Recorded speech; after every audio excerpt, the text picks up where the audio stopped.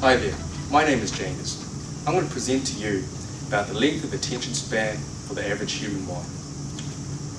What I have gathered for you on this slide is what I believe, in my opinion, is so important that it will be absolutely life-threatening to the purpose of this topic if it was removed. Now let's begin, shall we? How do you estimate the length of the span? Estimates for the length of the human attention span are highly variable, depending on the type of definition of attention used. Two types: focused attention and sustained attention. Focused attention is a short-term response to a stimuli that attracts attention. The attention span for this level is very brief. Hi, I'm James, and I'm here to rid the world of painful PowerPoint presentations. Death by PowerPoint is a common cause of boredom, depression, and confusion among employees the world over. But there are some very simple cures. We're going to be exploring these in our video today, so please have your notebook and 2B pencil ready to take notes. Can you figure out what was wrong with that last presentation? Yes, there is far too much information on the screen.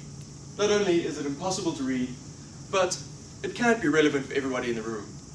If you absolutely have to have a large table or a large amount of data, then please have a printout that you can hand to the audience beforehand.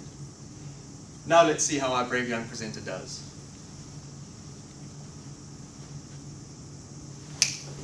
Hi there, my name is James. I'm going to present to you about the attention span of the human mind relative to a PowerPoint presentation.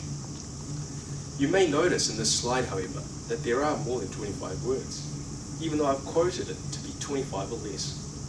However, recent research has shown that as technology ramps itself up, our attention spans decrease. You can, however, refocus your attention by adding in the odd sense of humour or a picture. Can you see the kitty? So, less is the new more, people. You're the man, Jagus!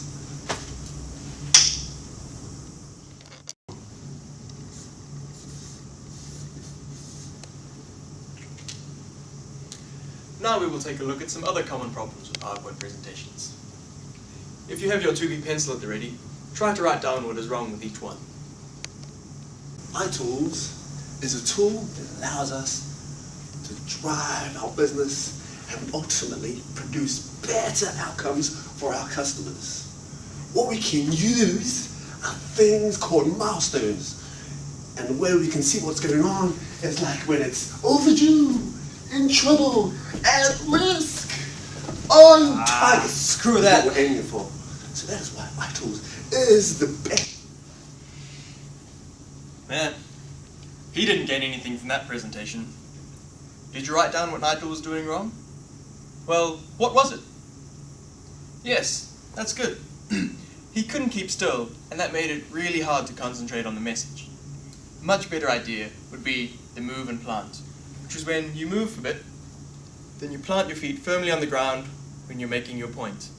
This will help accent the main points of your presentation and help focus the audience. Let's see how Nigel does now. iTools is a tool that we can use to drive our business and ultimately get more successful results for our customers. With it, we use things such as milestones, which allows us to track the end-to-end process and see if there are bottlenecks that may cause disruption. Formative!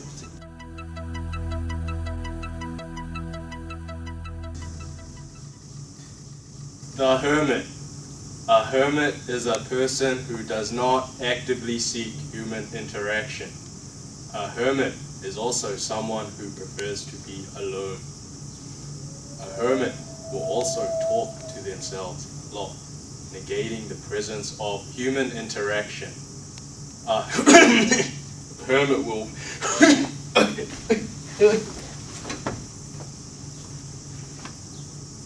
A hermit will more often than not die alone. So can you figure out what was wrong with that one? The point of a presentation is to present. The projector is a tool to aid you. You're not giving a speech. The idea is to make eye contact.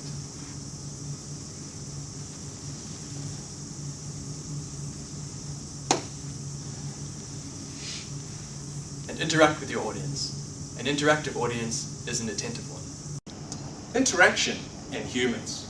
The way you define it is by asking yourself 3 questions.